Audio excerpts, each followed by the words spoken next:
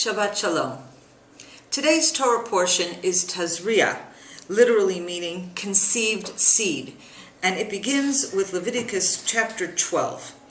If a woman have conceived seed and born a man-child, then she shall be unclean 7 days, as in the days of her menstrual sickness shall she be unclean.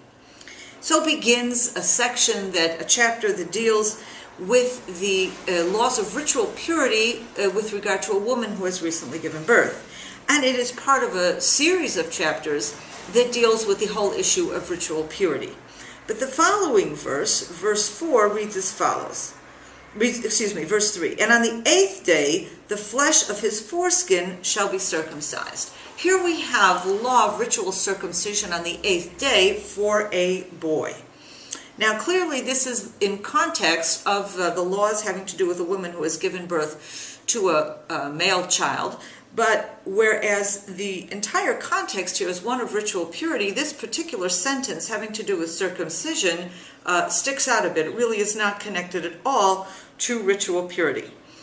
And indeed, we have a previous discussion of circumcision in Genesis, when God first commands Abraham to circumcise himself and his son, and then continues to inform Abraham that this will be an obligation of Abraham's and for his children ever after. And we have this in Genesis 16, verse 11. Every man-child among you shall be circumcised, and you shall circumcise the flesh of your foreskin, and it shall be a token of the covenant between me and you. And he that is 8 days old shall be circumcised among you, every man-child in your generations, etc., etc. And then this section ends at the end of verse 13. And my covenant shall be in your flesh for an everlasting covenant. So clearly, back in Genesis, God has already commanded Abraham. This is something he passes down through the generations. The covenant between God and Abraham that will pass down through Abraham's children will be marked by this circumcision of the male child on the 8th day. Why then do we need this commandment repeated here in Leviticus? It is actually quite brief. It's one little verse. And why in the context of ritual purity? I believe, first of all, it is very important that this commandment be repeated to the entire nation. What began as a outgrowth of a personal relationship that God has with Abraham, that Abraham has with God, the actual choosing of Abraham as an individual to be the father of a nation, circumcision then is passed down as a family tradition. Albeit a requirement, but it is passed down from father to son as something that Abraham received personally and is passing down to his children as a way of cementing through the family, so to speak, that relationship with God and that covenant that God first made with Abraham. However, it is vital that that commandment be repeated to the nation as a nation in the context of all the commandments that have been given to the nation from Revelation at Sinai with the 10 Commandments and onward throughout this entire period in the desert. And so the repetition, of course, is extremely important. The nation now receives it as a commandment like all other commandments, and not just a family tradition. But by the same token, I think it is interesting, and it is indeed relevant, that this commandment is given within the context of ritual purity. I don't think it is just a matter of association. We're saying something about the birth of a male child in the context of ritual purity, so we're going to throw in another sentence having to do with the birth of a male child.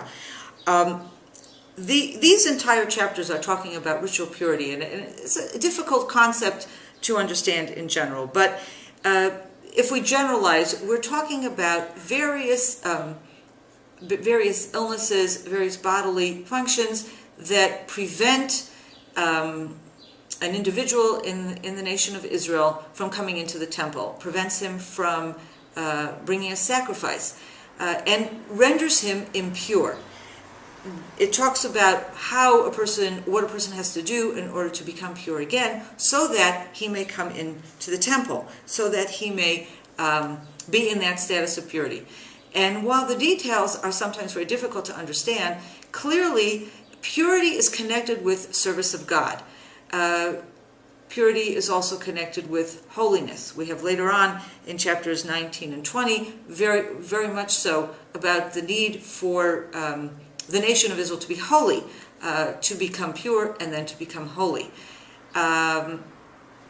Holiness is about a relationship with God and what one has to do to prepare oneself to come closer to God, to be within God's presence, because God himself is holy. The nation of Israel is referred to as a nation of priests and as a holy nation.